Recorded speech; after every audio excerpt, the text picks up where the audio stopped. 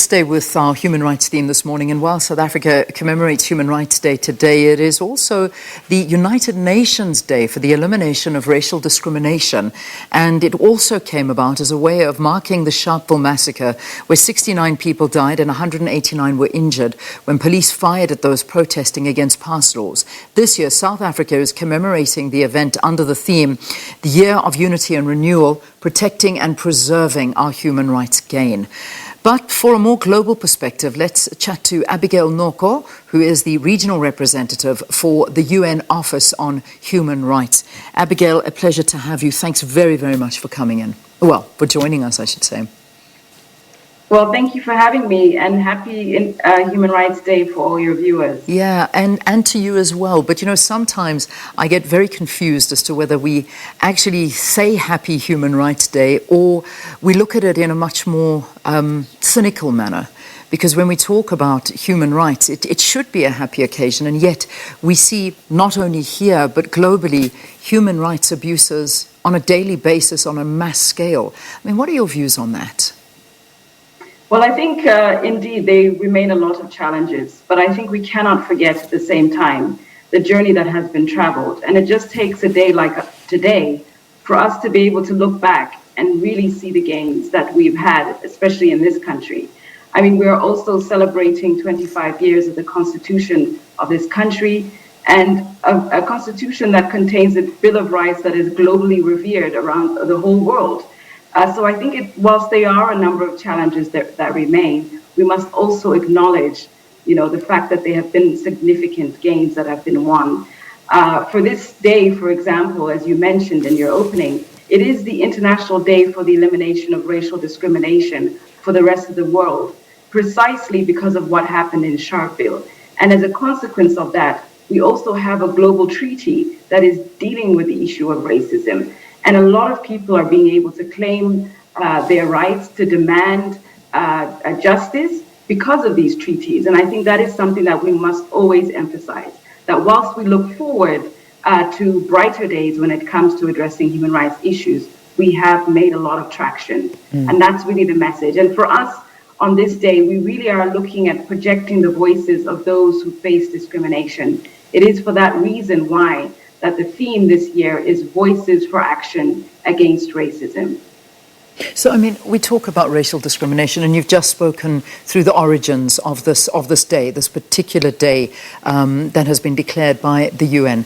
But racial discrimination is a topic on its own, and I suppose we do need hours and hours to talk about this. But South Africa being an unbelievable example of what can be achieved, and yet it is still so very much so a part of society, and so much work still needs to be done. You know, one would think that we were further along than we are right now. This is not obviously a uniquely South African one, but we focus on it, A, because we live here, and B, because we have come from a very, very dark background. But, you know, is this fast enough? I mean, when we look at the idea of elimination of racial discrimination, is the world moving fast enough on this? I think I know the answer, but I'd like to get a more perhaps factual answer from you. Well, as somebody who works on human rights, of course, I have a sense of impatience. I want human rights to be observed today. But the reality is, we are seeing some progress. But I think the emphasis that we're trying to place this year is really that we need to be listening to those people who face discrimination. Yeah. Because that's the beginning of being able to seek change. This idea that if we remain silent, it is a sign that we are indifferent, and that in itself locks in discrimination. So the status quo is just simply untenable, and systematic racism needs a systematic response. And the Office of the High Commissioner for Human Rights actually issued a report last year that was looking precisely into the issue of racial justice following the killing of George Floyd. And one of the main findings that we found, and this is looking at the issue of racial justice around the world, is that we needed to stop denying and start dismantling systematic racism, that we needed to ensure accountability for such human rights violations where they do occur, and that fundamentally we need to be listening to those people who suffer from racism, discrimination, and all forms of intolerance. And finally, that we needed to confront the legacies of the past. And of course, South Africa being one of those countries that has had, a legacy of apartheid, which we're now seeing today manifesting in systematic forms of inequality. South Africa now being the most unequal country in the world. So these are some of the key issues that our office is trying to get member states around the world to look at racism by at least attacking it in this 4-point plan. Yeah. What role do entities like the UN actually play in ensuring the preservation of human rights, especially in something like South Africa? I mean, obviously you have a look at the country, see how things are going, perhaps engage in dialogue, but what more can the UN actually do? Well, I think the beauty of the UN's work is that we have what we call international human rights treaties. And we have many states that ratify those treaties, and South Africa being one of those countries that has ratified up to 7 of those treaties. And so periodically the expectation is South Africa would appear before these bodies to say how they are ensuring compliance with their international human rights obligations. And that then turns into national, ensuring that national legislation is also in compliance with these international treaties. So I think that is already a very important starting point.